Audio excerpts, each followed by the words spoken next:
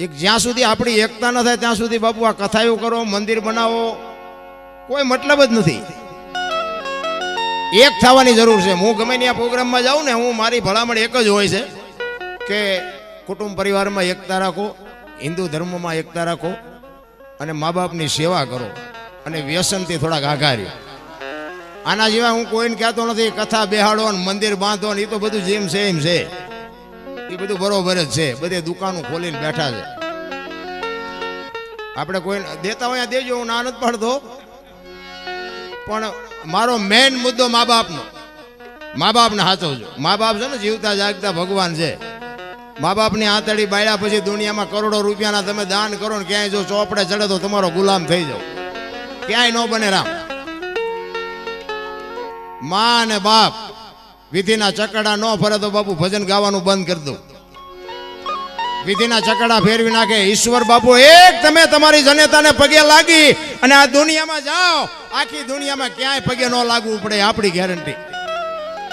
ઠાકરના મંદિરમાં જાઓ અને મંદિરમાં પગે ન લાગો તો ઠાકર એમ ન કે આજા મને પગે ન લાગ્યો, એની માને પગે લાગીને આવ્યો બાપુ, જિંદગીમાં ક્યાંય નમવું ન પડે. આ મને આખી દુનિયા સાંભળે છે ને, એ મારા મા બાપની સેવા જ કામ કરી. નગર આપણો ઇતિહાસ જેસલ કરતા ખરાબ છે. હા, એ તો અહીંયા તમે અમને બોલાવો છો, બાકી અહીંયા અમને પૂછો. આ બધું લાઈવ હાલે છે ને, અહીંયા અત્યારે ચેટલાય વાળું કર્યા વગર બેઠા છે અને યાર યાર ગાળ્યું દેતા છે. હા, ક્યાં જ્યો છે, કેટલા માણા ભેગા કરીને બેઠો છે. આ હો ઉંદર મારીને મીની બેઠી, ભાઈ આને હું સાંભળવો હોય. કારણ કે મારો ઇતિહાસ મિત્રો ખરાબ છે. આપણે પગે લાગ્યા નથી કોઈને, આપણે મંદિરમાં 5-10 આપ્યા નથી, પણ મા બાપને જાળવ્યા એમાં આપણો મેળ પડી ગયો. આ મારા જાત અનુભવને એટલે હું ભાર દઈને એટલા માટે કહું છું. તમે ભલે ખાઓ પીઓ, વાપરો, મોજ કરો, જે કરતા હોય કરજો, પણ માને બાપને બાપુ છે ને હાજ હવાર એની પાસે અડધી કલાક બેસજો, એની વાતો સાંભળજો, એને કંઈક પૂછજો. તમે કંઈક કમાણા હોય ને તો એના પગમાં મૂકજો બાપુ. એને વાપરવાના ન હોય તો એમ કે બેટા તારી કમાણી તારે વાપરે, પણ બાપુ એની સાથી ફાટશે કે મારો દીકરો હજી મને પૂછ્યા વગર પાણી નથી પીતો. અરે જિંદગીમાં કોઈ દી મોળો દી ન ઉગે ભલામણ. 40 લાખની ગાડી લઈને નીકળે ને વાયેલી સીટમાં જોવો કૂતરો બેઠો લબરક કરતો. હવે આમાં માને બાપાને બેહાર્યા હોય તો, અરે અમને સારું જોડું નથી જડ્યું, અમારો દીકરો કેવી ગાડીમાં ફેરવે, જિંદગીમાં કાંટો ન વાગે મારા રામ. પછી બાપુ દાણા જોરે કઈ મેળે નથી પડવાનો. અમારે ત્યાં નકરું જોર આવવાનું ચાલે. શું નડે ઓલા રોટલા વગીને વરાળું કાઢે ઈ નડે, બીજું હું નડે ભલામણા.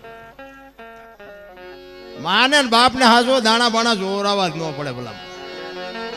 મારી કોઈ ભલામણ નથી, બસ માન બાપ છે ને ઈ જ.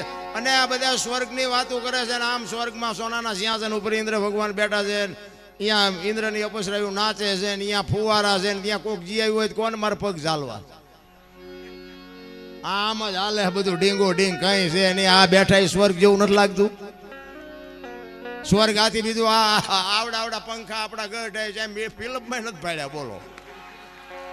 હે આવા માંડવા પૈણા તેથી નથી મેળ પડ્યો. હવે આથી બીજું સ્વર્ગ ક્યાં ગોતવું છે? સ્વર્ગ નો બાપ છે મારા રામ. એક તમને વાત કરું કે સતયુગમાં હરિશ્ચંદ્ર રાજાને બાપુ કાશીની બજારમાં બૈરું વેચવું પડ્યું. વિચાર તો કરો, હજી ક્યાં આપણે બૈરા વેચવાનો વારો આવ્યો? હે અયોધ્યાની મહારાણી ને અયોધ્યાનો મહારાજ, એક ગુરુ મહારાજ નું દેણું ભરવા માટે સતયુગ હતો. મિત્રો વાત ઉપર ધ્યાન આપજો. આજ ડાયો માણા હોય તેનું દેણું આજ ભરી દે કોક. તેથી સતયુગમાં કોઈ ડાયો માણા જ નહીં હોય હરિચંદ્ર નું દેણું ભરે. પોતાના બૈરાની બાપુ હરરાજી કર્યો. લેવી છે કોઈને બાય, અરે વેસી નાખી તો ઠીક છે, પણ બાપુ હારો માણા નો જડ્યો, એનો ગ્રાહક બાપુ નો હારો જડ્યો. વિચાર કરજો. અયોધ્યાની મહારાણી અને હરિશ્ચંદ્ર જેવો રાજા બાપુ શમશાનમાં નોકરી કરવી પડે. સત્યની શું તાકાત હોઈ શકે? હમણાં ભાઈએ 4 પાઠનું ભજન કર્યું ને. ભજન બધાય કરે છે, પાઠે કરે છે, પાઠની પરંપરા શું છે? જાણ્યા વગરનું હું તો એમ કહું છું દીવો ન કરશો, અગરબત્તી ન કરશો, કંઈક જાણો આ છે શું એમ. કોઈ મતલબ નથી. ઘરે બધાના ઘરે નાનું એવું મંદિર કે નાનો એવો ફોટો, બધા દીવાબત્તી રોજ કરતા હોય ને, ઘરે બધાને હોય જ, મારે છે. ચોખા ઘીના દીવા કરતો હોય, અગર પછી કૃષ્ણનો ફોટો હોય કે ઉમિયામાનો હોય કે નિષ્કલંકી ભગવાન જેનો હોય નો, બધું એક જ છે. એ તો આપણે જુદું કર્યું અહીંયા આવીને, એટલે જ બધું ડખે ચડ્યું છે. એક રવા દીધું હોત તો લપ જ નહોતી. એ આપણે બધા દીવા ચોખા ઘી બાળીએ છીએ, અગરબત્તી કરી પગે લાગીને બધું માગીએ, બધું બરોબર છે, ખોટું છે એવી મારી વાત નથી. પણ આખા ઘરનાને લગ્નમાં જવાનું થયું હોય તો ડેલાને તાળું મારો કુખાડું રાખો. તાળું જ મારે ને ભાઈ, સ્વાભાવિક છે. હું હોત તાળું મારું. ત્યાં 360 દી ચોખા ઘીના દીવા કર્યા હોય તો 2 દી ધ્યાન ન રાખે? શું તમારું શું કહેવાનું? અને જો એ ધ્યાન ન રાખે તો ચોખ્ખું ઘી બાળવું એના કરતા છોકરાને ખબર બી લોટકા ન થાય. અને 80 વર્ષની મા બાપુ ઘરે હોય ને એમ કે તમે બધા લગ્નમાં જાઓ, ભલે ખાટલામાંથી ઊભી ન થઈ શકતી હોય તો બાપુ ડેલો વાહો તમે. ભલે માં ખાટલામાં બેઠા ન થાય પણ કોક આવશે ને તો એ રાડ પાડશે ને તો એ પાડોશીમાંથી કોક આવશે. સત્ય છે, અહીંયા કાંઈ દેખાતું નથી. અહીંયા બાપુ ઢગલા મીડિયા કરવા. હમણાં આ દિવાળી ગઈ ને ઓલો દરવાજો રહ્યો ત્યાં સુધી અણકટ પૂર્યા હતા. ઓલો દરવાજો છે ને ત્યાં સુધી અણકોટ પૂર્યો હતો. અમે તો આવડો અણકોટ પૂર્યો ને આવડો અણકોટ. મેં કીધું આમાંથી જે દી ભગવાન જલેબીનું ઘૂંસડું ઉપાડે પછી જો કોઈ અણકોટ પૂરે પણ કહેજો. એ નથી ખાતો એટલે ઢગલા કરે છે. ઝૂંપડામાં કેટલાય ખાવું ખાવું કરે લ્યો, કોઈ દેવા રાજી નથી. ને કે એના પેટમાં જાય તેના આશીર્વાદ ન નીકળે. અરે ઝૂંપડામાં બાપુ પાર્લેની ખબર નથી તો તમે કાજુ બદામ ખાઓ છો. અહીંયા પાર્લેનું પડીકું આપી આવો, લુગડા વગરના છોકરાઓ એના પેટમાં જાય ને પછી આશીર્વાદ નીકળે ને. એ બાપુ ડોક્ટર એમ કે નહીં બચે તોય નો ઓલો મારી શકે. મારા રામ કરવાની જરૂર તો હા છે. પૈસા વાળા હોય ને બધા સલામો મારવાના જ છે. આપણા ગામનો આપણને ન ખબર હોય ત્યાં ચમ ભેગા કર્યા છે. નો હોય ને મારવી પડે ને નડે. અરે બાપુ છે ને ગરીબ છે ને, ગરીબી છે. અહીંયા બાપુ કંઈક જો બટકો રોટલો આપી શકે ને તો મારા ઈશ્વરને નોંધ કરવી પડે. આ પાઠની પરંપરા છે ને, પેલા યુગમાં કે પ્રહલાદે કર્યો, પછી હરિશ્ચંદ્રે કર્યો, પછી ધર્મરાજાએ કર્યો ને પછી બલિરાજાએ કર્યો. મને આમાં અમુક પ્રશ્ન ઊભા થાય. અને મને જો આ માર્ગે ચડાવ્યો હોય ને તો આ રામા પીરે જ ચડાવ્યો છે. આ રામા પીરનો જ પ્રતાપ છે કે તમે બધા હેઠે બેઠા મને આ ઉપર ચડાવ્યો છે ને. મેં કીધું એમ આપણો ઇતિહાસ જસલ કરતા ખરાબ છે. અને એમાં બીજી વાત કહું, હું ખટારાનો ડ્રાઈવર હતો. ખટારાનો ડ્રાઈવર તો 19મી કોમ કહેવાય ને. પાણી પાય કોઈ ને એમાં બેનું તો સકન ન લે. ખટારાનો ડ્રાઈવર હાલ્યો હતો કે ઓલો જો ખટારા વાળો આવે ચાલો આમ. ખટારાના ડ્રાઈવરની બાપુ ક્વોલિટી છેલ્લી ક્વોલિટીનો ધંધો. પણ છતાંય મારું કહેવાનો મિનિંગ શું છે કે હું ભલે ધંધો ગમે એ કર્યો, બાકી મેં મારો દેહ નથી વટલાયો. કોઈ એમ કે દરબારે દારૂ પીતો, પરમાટી ખાધી, તેથી 5 લાખની શરત મારજો, હું બાપુ મારી સાથીમાં ડામ દઈ દઉં. મારું કુળ કયું, મારું ખાનદાન કયું, મારા મા બાપ કોણ, આનો પાવર નો મરી જવાય. સમાજ ગમે એ હોય, ખુમારી જોઈ, મારી માં કોણ, મારો બાપ કોણ. સમાજ ભલે ને ગમે એ હોય પણ બાપુ માત પિતાની ખુમારી હોવી જોઈએ કે મારા હાટુથી મારા બાપને મારી માને હેઠું જોવું પડે. બાપુ એ દુનિયામાં દીકરા હોય તો શું, ન હોય તો શું, કોઈ ફરક નથી પડતો. ભલા અમુક નથી એમ કે હે ભગવાન એકાદો દીકરો દે, એકાદો દે. અમુક છે એમ કે એમને ન દીધો તો સારું હતું. આપણે એમ કે આ છોકરા હારા હોય સારું, ન કરતો 7-8 પેઢીઓનું બોલાવે એવું હોય એમ નામ હારા નહીં. એટલે જ મહાપુરુષોએ કીધું કે જનુની જણ તો ભગત જણ જે, કાં દાતા કાં સુરવીર, નહીં તો રેજે તું વાંજણી મત ગુમાવ. આ બેનુને ખાસ કહું, સારા સંતાન માટે તો બાપુ છે ને સારા વિચારો જોવે, સારી વાત જોવે, સારો ખોરાક જોવે, સારા માણસો ભેગું બેહવું પડે. એમ નામ હારા દીકરા ન થાય. ધરાવીને દાનનો નીપજે, કુડવીને માડું નો હોય, જેળ જખરા નીપજે, જેની જનેતા હોતલ હોય. ભગવાન એકાદો હારો દીકરો દે. હારો છે અહીંયા ગોદામ છે.